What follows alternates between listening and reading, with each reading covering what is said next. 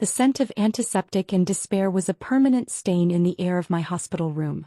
At 50 years old, Lena Petrova, was being eaten from the inside by a disease I could no longer afford to fight. The doctors spoke in hushed, pitying tones about aggressive treatment options, their eyes sliding away from mine when I mentioned the cost. That was what finally forced me to look. Our shared passbook, the one that should have held the fruits of a lifetime of labor, was gone from its usual hiding place. A cold dread, sharper than any cancer pain, began to creep through my veins. With trembling hands, I used the hospital phone to call the bank. The manager's voice was laced with a sympathy that felt like a physical blow. Mrs. Petrova, for the last 12 years, a substantial annual transfer has been made from the joint account to a private one under the name Sofia Ivanova. The name was a ghost from a past I'd foolishly believed was buried. She was his first love, the one who got away, the wistful story he'd told me early on, framed as a youthful mistake. Now it was a noose around my neck. I hung up, the plastic receiver slick in my sweaty palm. The house. We still had the house, the first property we'd bought together. I would mortgage it, use the money to live, to fight. I called our lawyer, my voice a frantic, reedy thing. Lena, he said, his tone heavy with an apology he hadn't yet spoken. The deed was transferred to Sofia Ivanova's name 6 months ago. I'm so sorry. I assumed you knew. The world tilted on its axis.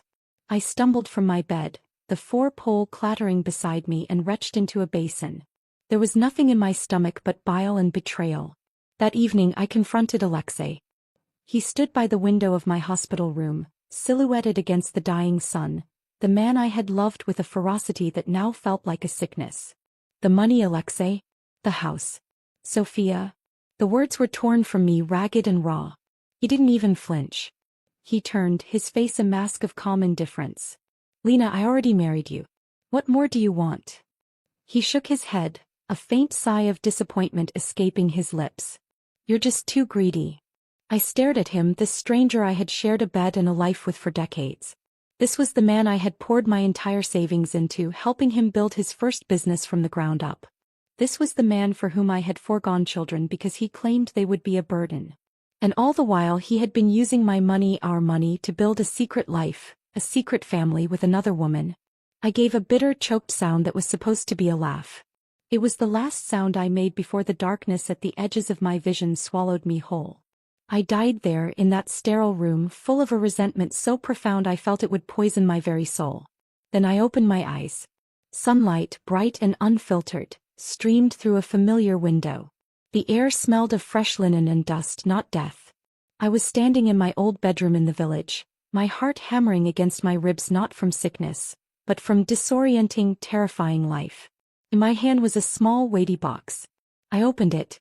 Nestled inside was a gold-plated Zenith fountain pen, a luxury item that had cost me a small fortune. A memory, sharp and clear, sliced through my confusion. This was the day. The day I was going to give it to Alexei, hoping this extravagant gift would finally make him see me as more than just the persistent village girl who trailed after him. A hard shove from behind sent me stumbling. Alexei's voice, younger, laced with a contempt I now recognized, rang in my ears. Lena, I told you I don't like you. Stop giving me things. I don't want people to misunderstand our relationship. He was in his 20s, dressed in faded, patched clothes that were a far cry from the tailored suits of my memory. You trail after me all day. Don't you even know what modesty and self-respect are? I studied him, truly seeing him for the first time. The shabby clothes, the entitled set of his jaw, the way his eyes flickered to the pen in my hand with a gleam of desire he tried to mask with annoyance. He was a leech, a social climber. And I had been his willing host. A laugh bubbled up in my throat, this one genuine and laced with a lifetime of hindsight. I had been so blind. Seeing my silence, his face twisted with impatience. Fine, he said with a long-suffering sigh. I'll reluctantly accept this gift. I'll forgive you this time, but don't bother me again. Don't you get it? He reached out, his fingers poised to take the box. Just before he could touch it, I whipped my hand back and slipped the pen into the pocket of my dress. His hand hung in the air, suspended in shock. His mouth opened and closed. You're playing hard to get, he muttered almost to himself. I met his gaze, my own steady and cold. You're overthinking it. I just realized I don't like you anymore. Don't worry, I won't bother you again. I turned to leave. The world felt sharper, the colors more vivid. I was free. Lena, wait. Panic edged his voice. He grabbed my arm, his grip tight. His eyes darted again to my pocket. His tone softened, becoming wheedling. Lena, I was too harsh earlier. That was my fault. It's just that we haven't known each other long and you keep following me every day. It doesn't look good. Just then a figure appeared at the end of the dirt path. Sylvia. She was as soft and delicate as I remembered, a city flower wilting in the village sun. Alexei, she called, her voice sweet. The team leader has been looking for you everywhere. Alexei startled as if electrocuted. He dropped my arm and stepped back so quickly he almost tripped. He turned to her and I saw the tips of his ears turn red. Sophia, it's Lena. He keeps forcing gifts on me. I've rejected her so many times, but she's been clinging to me these days and I can't get rid of her. Sophia glided over, a gentle smile plastered on her face that didn't reach her calculating eyes. Alexei, you're a man. You don't understand girls. Let me talk to Lena. The team leader needs you urgently. You should go. Alexei nodded, shot me a warning glare that now held no power over me and hurried away. Sophia turned her saccharine smile on me. Lena, Alexei will definitely go back to the city one day. He won't stay here for you. Don't waste your time on him. In my past life I had missed the subtext, thinking she was kindly advising me. Now I heard the smug possessiveness loud and clear. I knew Alexei often resold the gifts I gave him to buy things for her. And she, in turn, mistakenly believed he came from a wealthy family. Don't worry, I said, my voice flat. I don't like him. I didn't wait for a reply. I turned and walked away, the weight of the Zenith pen in my pocket feeling less like a burden and more like my first piece of reclaimed treasure. The game had changed. This time I knew the rules. I returned to the textile factory where I worked, the rhythmic clatter of the looms a comforting, familiar sound. I changed into my work clothes. The coarse fabric a stark reminder of the simple, hard life I had led. But as I worked, my mind was a whirlwind of plans and bitter realizations. When my shift ended, I went to my locker, a sudden, nagging worry taking root. I reached into the pocket of my work coat.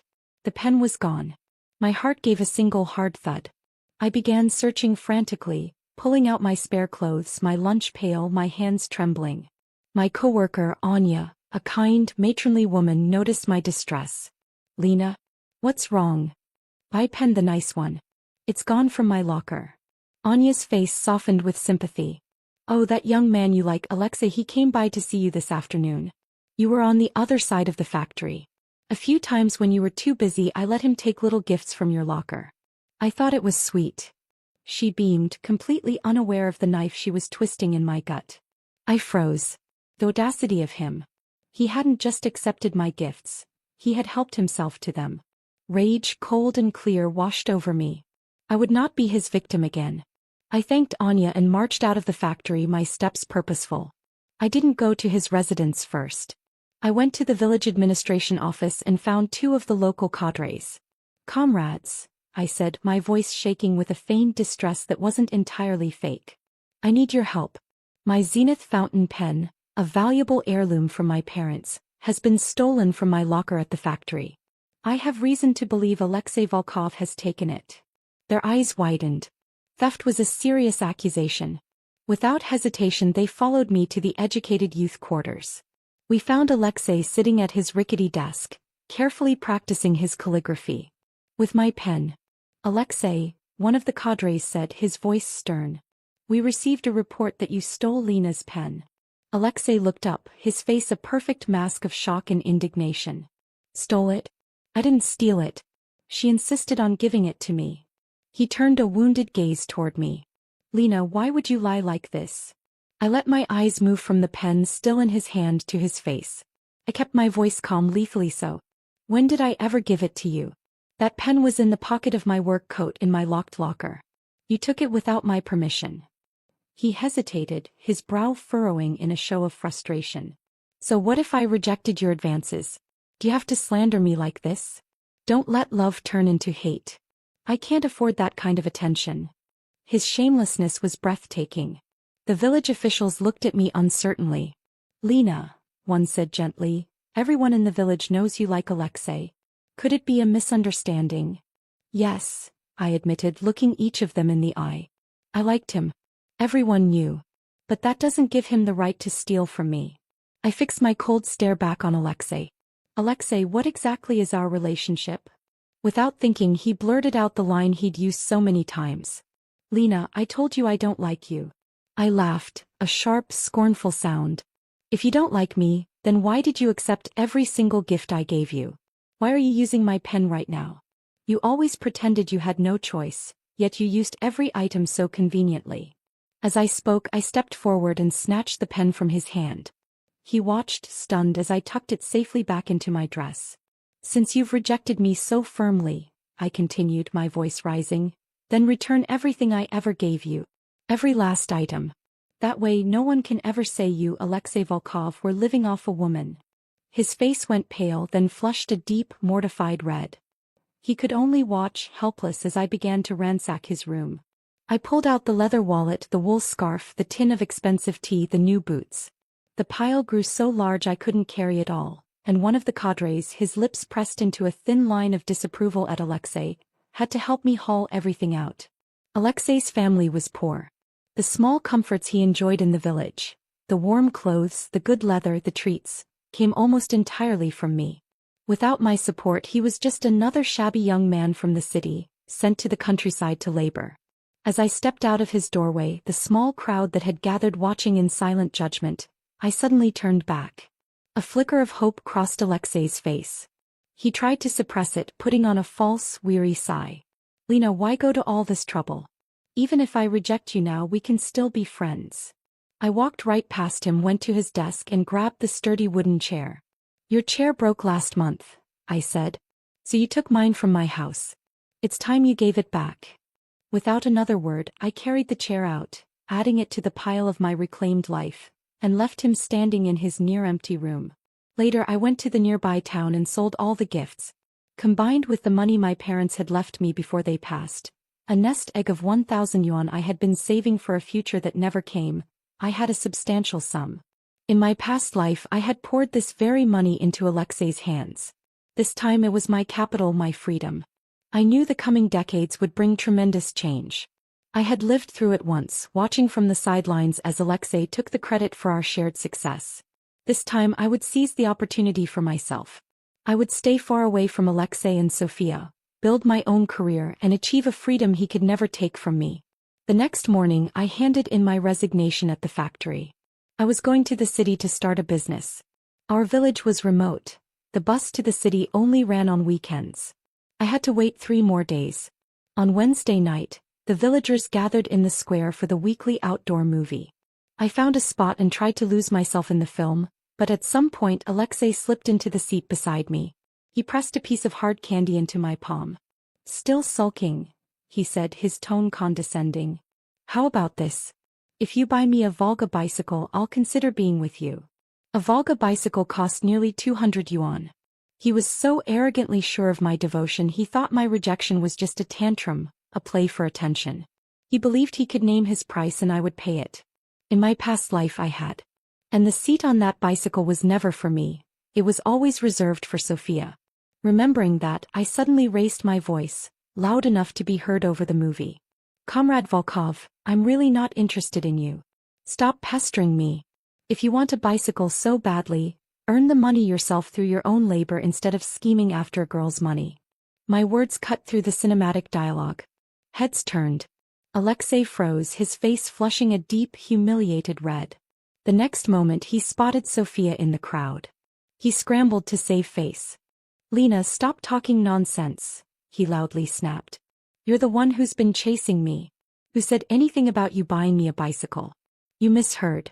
I said I was buying one myself and that you weren't allowed to ride it. I laughed, a clear mocking sound. Then I'll look forward to seeing this bicycle of yours. Around us whispers rose. A Volga bicycle? Alexei must have some means. I heard his city family is wealthy. With his face turning darker and darker, I stood up and left the square, a small, satisfied smile playing on my lips. The first blows had been struck. My new life was beginning. The bus ride to the city was a 6-hour jolting pilgrimage, each bump and sway carrying me further from my old life. I spent the journey pressed against the grimy window, watching the dense green countryside slowly give way to the sprawling dusty outskirts of urbanity. My nose stung and the tears I had held back for a lifetime finally fell, not of sadness but of catharsis. With each passing kilometer, I felt the ghost of my former self, the gullible love-starved Lena, dissipate like mist. I was shedding a skin. The city center was a cacophony of construction, bicycle bells, and the vibrant, chaotic energy of a nation on the cusp of change. In my previous life I had arrived here with Alexei, wide-eyed and trusting, pouring my inheritance into his ambitions. We had started with a tiny clothing store. I had been the one haggling at the port, hauling heavy bolts of fabric, charming customers while he managed the books, a euphemism I now knew for siphoning money to Sophia. This time the knowledge was my greatest asset. I went straight to the busiest pedestrian street, a bustling artery of commerce where young people in increasingly fashionable clothes browsed and shopped. I found a small, slightly dilapidated shop for rent, its windows grimy but its location perfect. Using a fraction of my savings I secured the lease and did a simple clean renovation. White walls, good lighting and a long polished wooden rail for the clothes. Then came the real work. I took the train to the port, a grueling day-long journey packed with merchants and their wares. The air was thick with salt and the shouts of vendors. I moved through the crowded warehouses with a purpose I'd never possessed before, my eyes scanning for quality and style. I bought only women's clothing. I remembered the old adage from my last life. No matter the era, a woman's desire to feel beautiful is a constant, and her money is the easiest to earn. My innovation was in the presentation. Instead of selling separate pieces, I curated complete outfits, pairing blouses with skirts, dresses with matching belts and scarves. I named the store Lena's Look. On opening day I held my breath as the first customers trickled in. Their eyes lit up. The convenience of a pre-styled ensemble, the assurance that they would look put together was a novelty. Word spread. By afternoon the shop was a whirlwind of excited women, their arms laden with clothes, their chatter a symphony of success. The threshold wasn't literally broken but it felt like it. I was overwhelmed. Within a week I hired a helper, a shy but sharp-eyed local girl named Kira. Twice a month I resumed my exhausting trips to the port, returning with sacks of new stock that Kira and I would price and display. The work was backbreaking, the days long, but the feeling at the end of the day, sitting on the floor of the back room and counting the day's earnings, was intoxicating. This money was mine. Earned by my sweat, my vision, my two hands. In my last life, I had only ever seen the profits through Alexei's condescending summaries. Now I felt the weight of every bill, the promise in every coin. I laughed out loud sometimes, the sound echoing in my small apartment above the shop. This was power. The peace lasted 2 months. I returned from a particularly successful stock-buying trip, my muscles aching from hauling heavy bags from the station, to find Kira with a long face. "Lena," she said, wringing her hands. "A new store opened. Right across the street. It's called Sophia's Style." A cold knot tightened in my stomach. I walked to the doorway and looked out. There they were. Alexei was arranging a display in the window, while Sophia stood at the counter, preening. Their prices, Kira whispered, were half of mine. My regular customers were crossing the street, lured by the bargain. Taking a deep breath, I crossed the road and stepped into their shop. The bell above the door jingled. Alexei turned and our eyes met. His expression shifted from surprise to a slow, smug recognition. He knew. He sauntered over, lowering his voice so Sophia, who was busy with a customer, couldn't hear. "Lena," he smirked, the knowing look in his eyes confirming my darkest suspicion. "You've been reborn too, haven't you?" I froze, a chill creeping up my spine, rooting me to the spot. He saw my reaction and nodded, a grim satisfaction on his face. "I had a dream. A long, detailed dream. I dreamed we got married, started a business together. Now that I see you here doing exactly what we did, I'm sure it was all real." He leaned closer, his breath hot against my ear. "In my last life I let Sophia down. Heaven gave me this chance to start over so I could correct my mistake. That's why in this life I can't marry you. Lena, you already had me for a lifetime. Now it's Sophia's turn."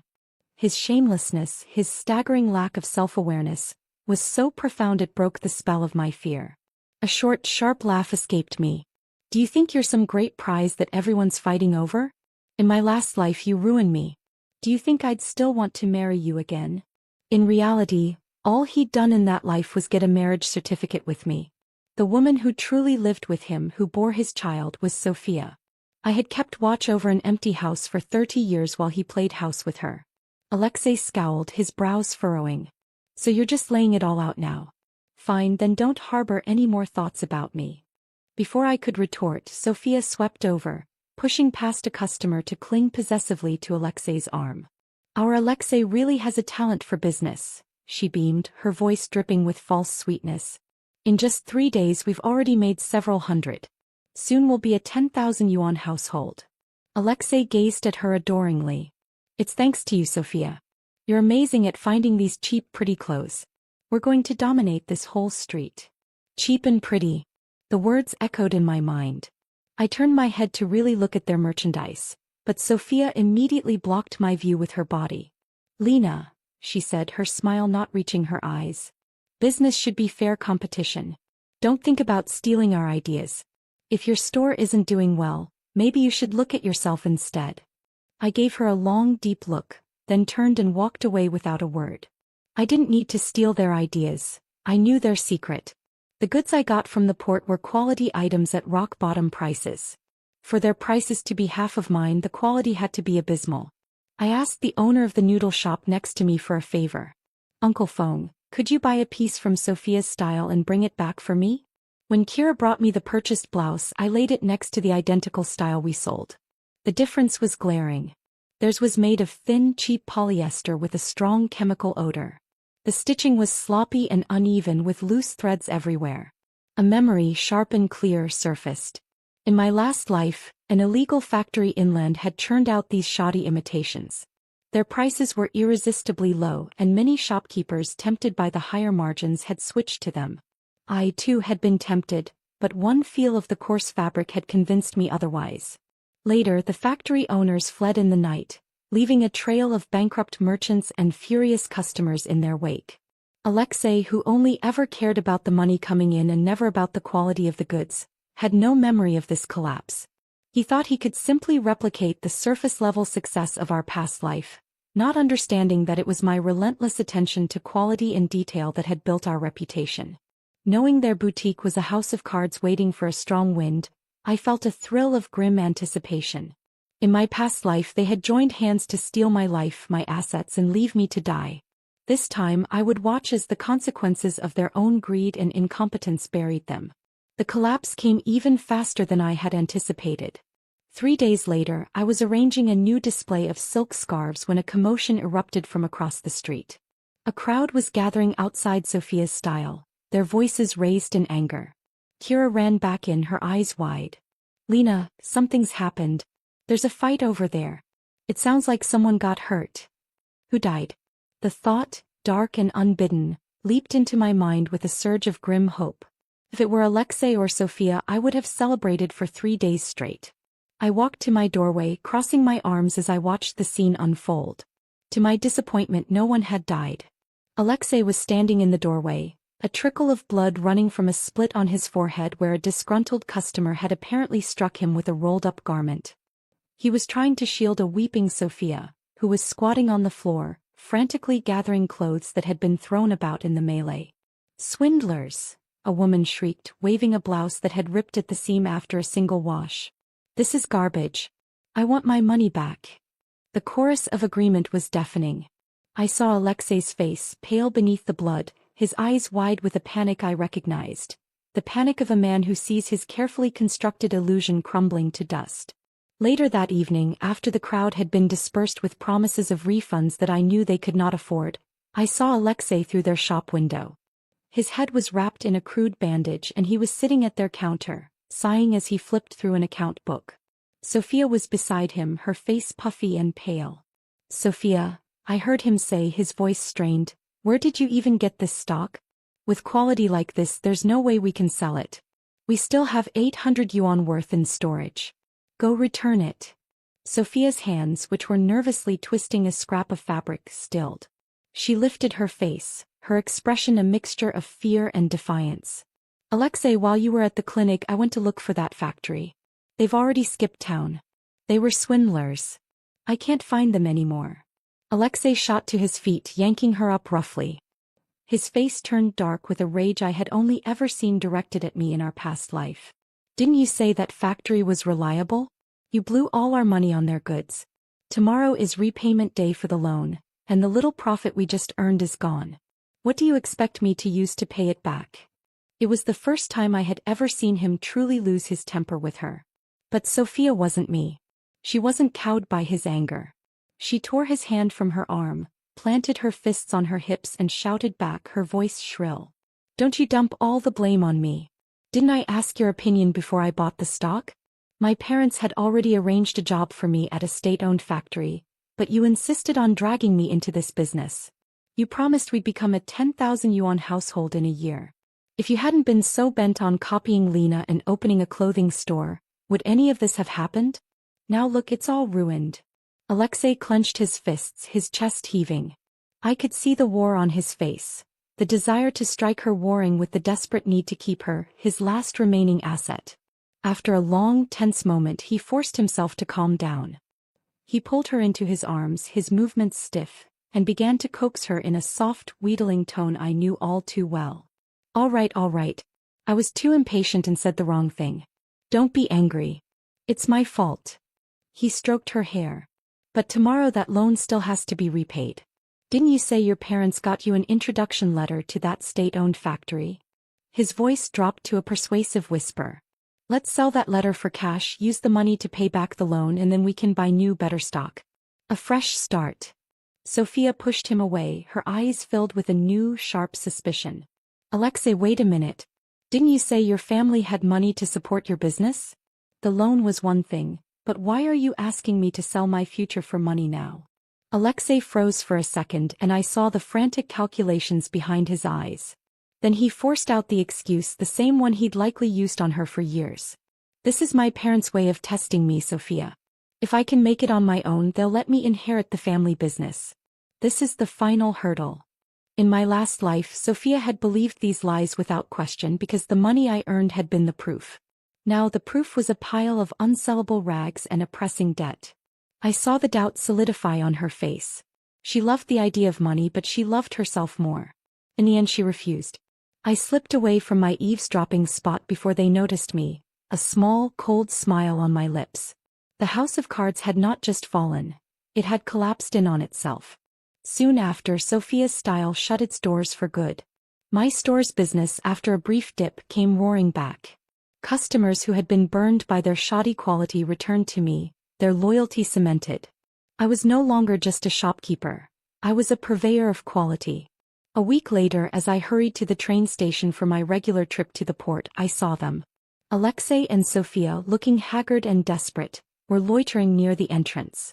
The moment they spotted me, their eyes locked on and they began to follow me like shadows.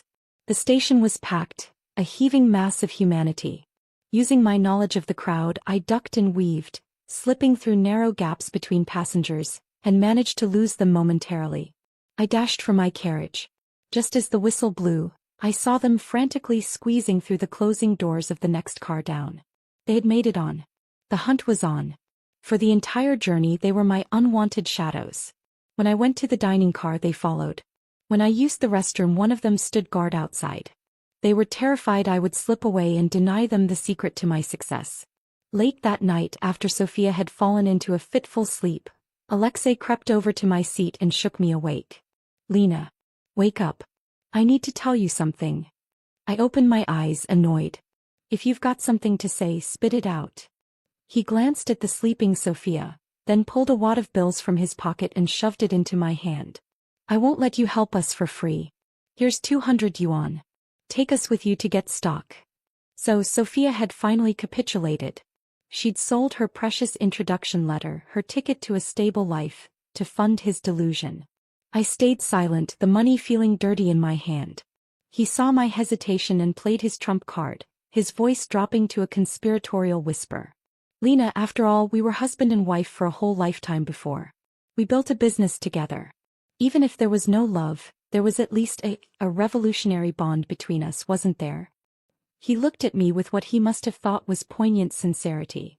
Seeing you living so well now, I'm genuinely happy for you. I'm not asking for much.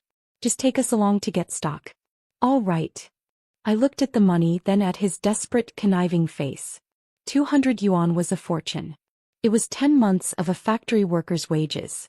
And a part of me, a part still raw from the betrayal, wanted to see him humbled further, to see him realize that the secret wasn't the source but the selector. I waved a hand, cutting off his pathetic speech. Fine. I'll help you this once. I tucked the bills into my inner pocket, a down payment on the suffering he had caused me. Then I crossed my arms, closed my eyes and went back to sleep. I would need my strength. The real lesson for Alexei Volkov was about to begin. The train rattled on through the night, but I slept the deep, untroubled sleep of the righteous. When I woke at dawn, Alexei was already awake, watching me with a mixture of hope and resentment. Sophia was still asleep, her head lolling against the grimy window. I ignored him, pulling out a hard-boiled egg and some bread from my bag. I ate methodically, fueling my body for the day ahead. Conserving my strength was a form of warfare he would never understand. On the third morning, the train finally wheezed into the port city. The air changed, becoming thick with salt, diesel fumes and the thrilling promise of commerce. I disembarked and moved with purpose, not looking back, knowing they would be stuck to me like burrs. The port market was a sprawling, chaotic universe of its own. I led them through the maze of warehouses and open-air stalls, my eyes scanning, my hands feeling fabrics, my mind calculating margins. I went through my usual routine, picking through stock, haggling with vendors I knew, inspecting stitching with a critical eye. They mimicked my every move but without my discernment. They saw me buy a dozen of a particular blouse and they bought 2 dozen. They saw me invest in quality wool skirts and they bought a cheaper, pilled version. Sophia on her first trip was wide-eyed. Beyond the 2 huge bags of clothing stock Alexei was now burdened with, she spent her own money on a sack of cheap trinkets, flimsy hair clips and poorly painted fans. She was playing shop while I was building an empire. The journey back was the sweetest revenge. Sophia walked ahead, carrying her small bag of trinkets, chattering excitedly. Alexei trailed behind, his shoulders bowed under the weight of 2 massive overstuffed bundles. His nice shirt, one of the last remnants of my past life subsidies, was plastered to his body with sweat. He struggled to heave the bags onto the train, his face a mask of strain. I found my seat, took out a popsicle I'd bought at the station and watched. In my past life he had always been afraid of this kind of hard work, leaving me to take these grueling trips alone. Now he was tasting every ounce of the hardship he had so casually dismissed. When he finally collapsed into the seat beside a sleeping Sophia, gasping for breath, she stirred. She opened her water bottle and drank deeply. Alexei, parched, instinctively reached for it. She drained the last drop and, still thirsty, handed him the empty bottle. "Alexei, go fill it up again," she chirped as if asking him to fetch a fan. A flash of pure, unadulterated fury crossed his eyes. It was the look of a man realizing he was the servant, not the prince. But he said nothing. He dragged himself up and shuffled down the aisle to find water. I took a slow, sweet lick of my popsicle. This was a fitting punishment. Having Sophia around to torment him was a poetic justice I hadn't even dared to dream of. Once we got off the train in our city, we parted ways without a word. I knew what was coming next.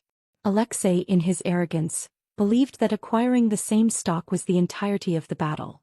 He was woefully mistaken. Running a successful clothing store isn't just about the goods.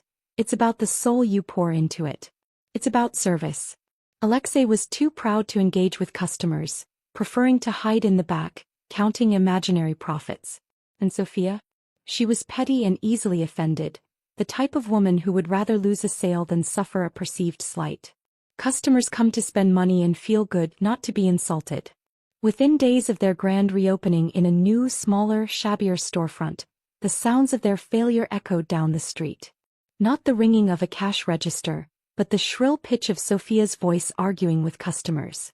"If you can't afford it, don't touch it. This color is not for your complexion. All sales are final. I don't care if the seam ripped." Customers who stepped into their shop, tempted by the low prices, would often turn on their heel and march straight into Lena's look, their faces flushed with indignation. My business thrived on their discord. The inevitable explosion came one afternoon. I was adjusting a mannequin when I saw Alexei standing at the entrance of their shop, his patience clearly at an end. "Sophia, for heaven's sake, can't you learn from Lena?" he hissed, gesturing toward my store, which was bustling with happy customers. "You call yourself an educated woman, but you're not even as capable as a village girl." At the mention of my name, Sophia flew into a rage. She stormed out onto the pavement, planting herself in front of him. "So that's it, Alexei. I knew there was something between you and her. Back in the village you were always tangled up. Now you're with me and you're still thinking about her." Her voice rose to a shriek, drawing stares from passers-by. "How am I not better than her? She's just some country bumpkin. What does she have that I don't? Are you blind?" She was unraveling him in public, stripping him of the last vestiges of his dignity. "And you've got the nerve to criticize how I run the shop," she continued, jabbing a finger into his chest. "You didn't even put in a cent. It was my job certificate we sold for that money. You're nothing but a kept man, Alexei. A kept man living off me." The words "kept man" hung in the air, emasculating and brutal. Alexei's face burned a deep, mortified crimson. Choking with anger, he spat back, "Sophia, I regret choosing you. What else can you do besides cause trouble?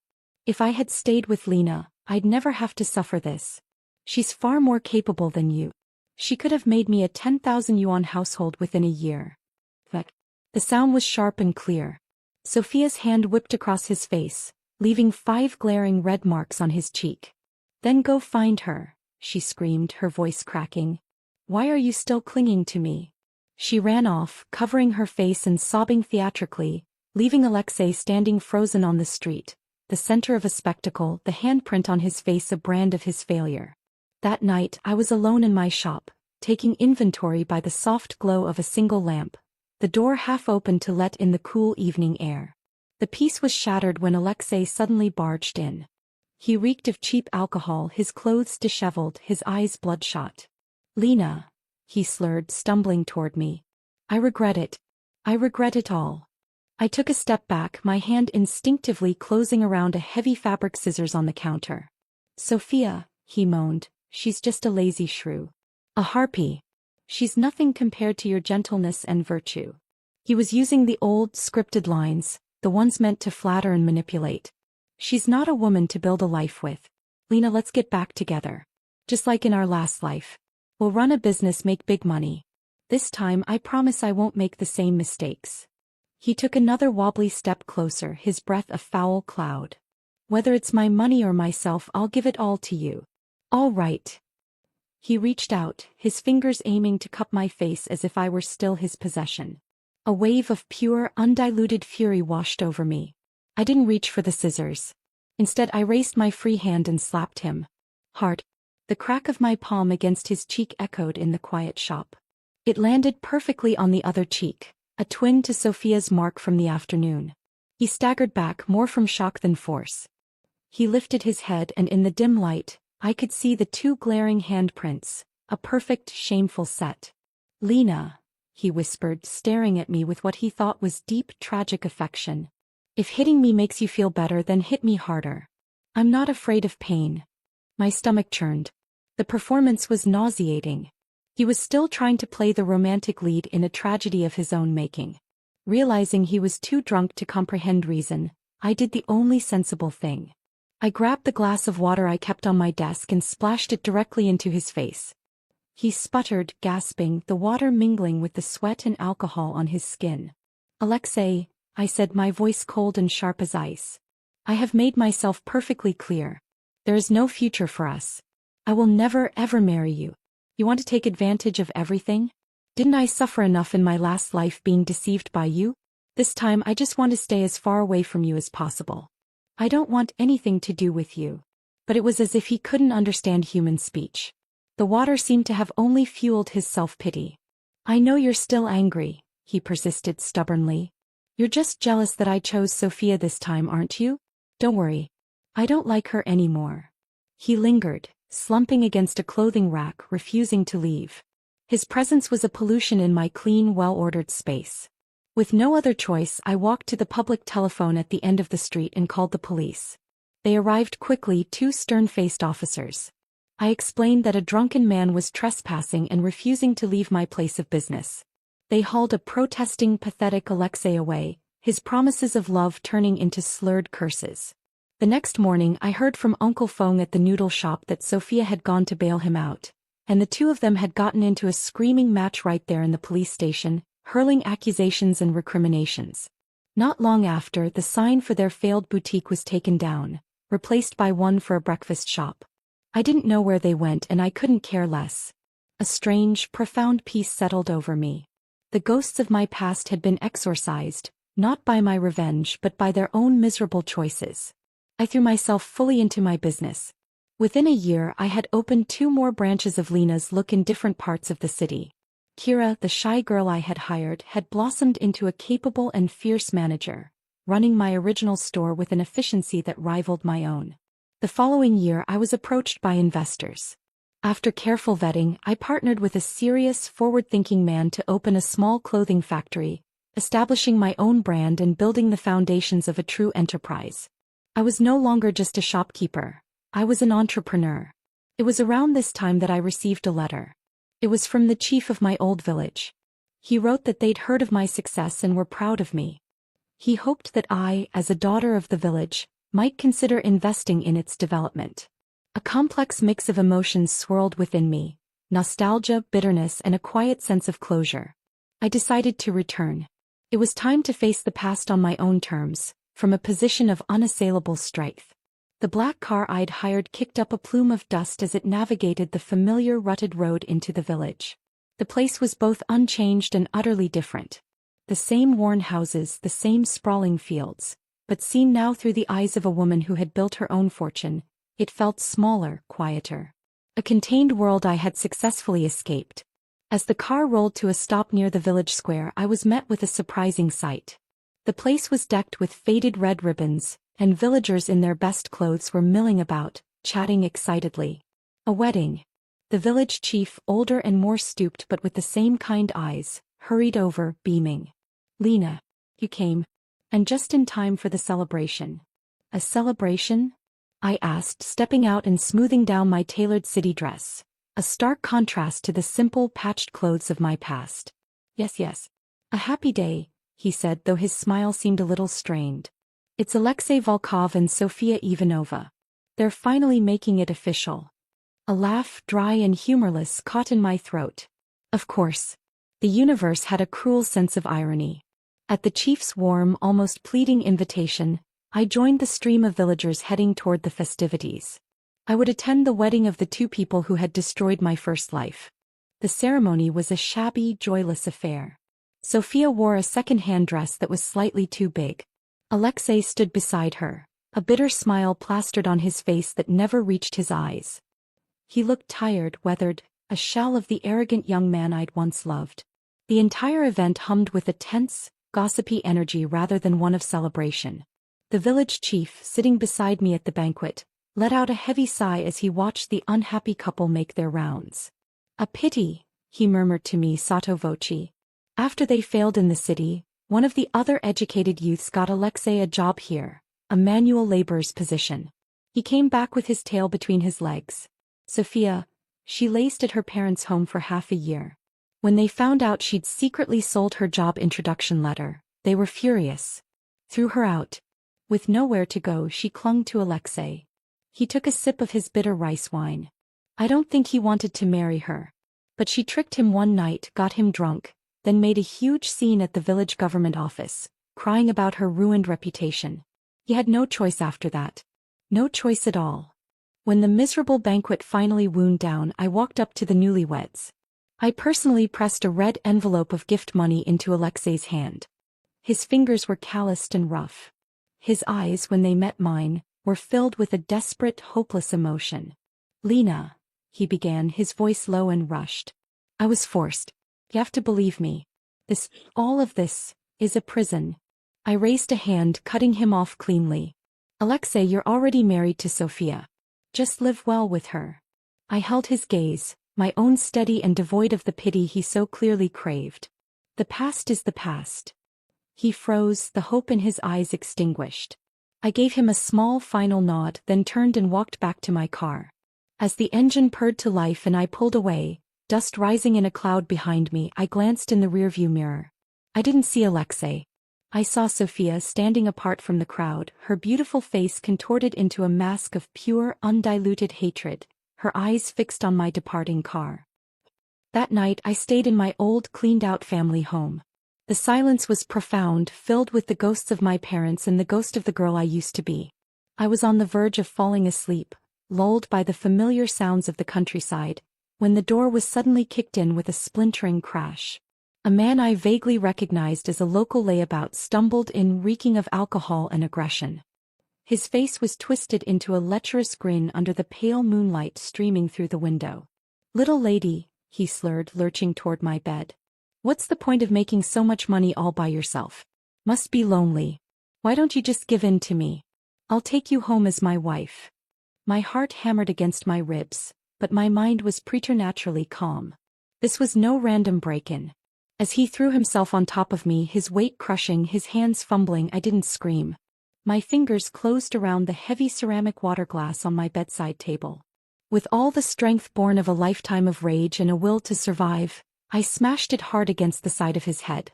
"Prick!" he screamed, collapsing off me and onto the floor, clutching his skull as blood poured freely between his fingers. "Damn woman! How could you hit so hard?" The commotion was deafening in the quiet night.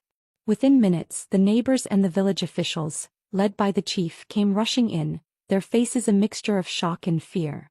Faced with the scene and the crowd of witnesses, the man instantly broke down, sobbing and confessing. It was Sophia Volkova. He gave me 10 yuan. She said if I ruined the city woman's reputation, she'd have to marry me, and then all her property would be mine in the future. A collective gasp went through the room. The village chief's face turned purple with fury. He was terrified I would withdraw my promised investment. He turned to Sophia, who had been drawn by the noise and was standing in the doorway, her face pale. "Sophia, hurry up and apologize to Lena this instant." But Sophia suddenly lost her mind. She screamed, her voice shrill and unhinged. "Why should I apologize? She's the one seducing men everywhere. How could a woman earn so much money? She must be doing something shameful. If I were you, I wouldn't take her dirty investment. How can you sleep at night with that kind of money?" The chief exploded. He stepped forward and kicked a hard wooden stool near him, sending it clattering against the wall. "You've gone mad." Just then Alexei arrived, his face ashen. He didn't look at me. He simply grabbed Sophia's arm and dragged her, still screaming and crying, away into the night. The chief turned to me, his expression one of deep, profound regret. "Boss Lena, we are so ashamed. We will make sure you get a satisfactory explanation for this." I waved my hand, the adrenaline finally beginning to recede, leaving me tired but clear-headed. "Just handle it according to the rules, chief," I said, my voice even. "Don't worry. The investment will still go ahead as agreed in the contract." My generosity wasn't entirely altruistic. It was a power move. It showed them that the pettiness of a Sophia, the schemes of an Alexei, were nothing more than gnats to be swatted away. They could not touch me. The next morning I left the village for good. As my car pulled away, I didn't look back. The final thread to my old life had been severed, not with a whimper, but with the shattered pieces of a ceramic cup and the screams of a defeated woman. The following 20 years were a whirlwind of growth and prosperity. The nation's economy exploded, and with the foresight of my past life, I was perfectly positioned to ride the wave. I expanded my clothing brand, invested in real estate in burgeoning city centers, and even put capital into a fledgling tech company. I had long ago surpassed the 10,000 yuan household benchmark, achieving a level of financial freedom my past self could never have conceived. My life was filled with the busy hum of my factories, the strategic discussions with my partners, a team of sharp, ambitious people who respected me as their leader, and the quiet satisfaction of building something that was entirely my own. One day, a group of villagers visiting the city brought me a crate of local specialties, dried mushrooms and honey from the woods near my old home. We sat for tea in my spacious office, and as we chatted, the conversation inevitably turned to the old crowd. "And Alexei? Sophia?" I asked, not out of lingering feeling, but with the detached curiosity one might have for a long-finished story. The visitors exchanged a glance. "Ah, them. one of the women said, shaking her head. A tragedy. They fought constantly. Fists sometimes. It was said Sophia suffered several miscarriages from the beatings 4 or 5 times. Eventually she had to have surgery. Her uterus removed. The words landed with a chilling weight. Several miscarriages. Uterus removed. The other man chimed in, his voice grim. Just last month she was diagnosed with cancer. Stomach, I think. But Alexei, he failed in every little venture he tried. Buying and selling always a loss. Accumulated heavy debts. He has no money for her treatment. He just leaves her at home to fend for herself. I fell silent for a long time, the taste of my expensive tea turning to ash in my mouth. The symmetry was horrifying. Wasn't this exactly the fate I had suffered in my past life? A cancer diagnosis, no money for treatment, abandoned to die? Destiny hadn't changed at all. It had simply shifted its gaze, finding a new vessel for its cruelty. The conclusion was inescapable. Whoever tied their life to Alexei Volkov was doomed to misery. Months later, I was in the back of my car heading to the airport for an overseas investment meeting. As we slowed at a busy intersection, my eyes caught on a commotion. A middle-aged man, his clothes shabby and his face lined with bitterness, was shouting at a security guard outside a luxury hotel. "You lousy guard. What's so great about you?" the man raved, his voice cracking with impotent rage. "In my past life I was the boss of a listed company. I had cars, factories. You're nothing." As the light changed and my car began to pull away, the man turned his head. It was Alexei. His eyes were hollow, burning with the reflected glory of a life he had lived only in his delusions. I pressed a button and the tinted window slid up, silencing his ravings, shutting him out of my world for the final time. Alexei, who once thought himself the center of my universe, had been reduced to this. A bitter specter haunting the edges of a prosperity he could never grasp. Sophia, who schemed so ruthlessly to have him, had reaped the poisoned harvest of her choices. Their downfall was not my revenge. I had simply stepped off the track they were on. Their ruin was the inevitable result of the small, selfish and entitled lives they had chosen to live. As for me, I had businesses spanning cities, trusted partners by my side, and a legacy I had built with my own hands. But more than the money, the factories or the properties, I had freedom. The freedom to live without fear, without compromise, without anyone ever taking advantage of my kindness again. That night, as my plane soared above the clouds, climbing into a sky full of stars, I closed my eyes and let the steady hum of the engines calm my spirit. My past life had ended in a cold, lonely hospital room full of regret. But this life, this hard-won, beautiful life, was my own to write. I had written it in ledgers and contracts, in the smiles of my employees, and in the unshakable peace in my own heart. With a faint, final smile, I whispered into the hushed cabin, the words a seal on my victory, "Lena, you finally set yourself free." The end.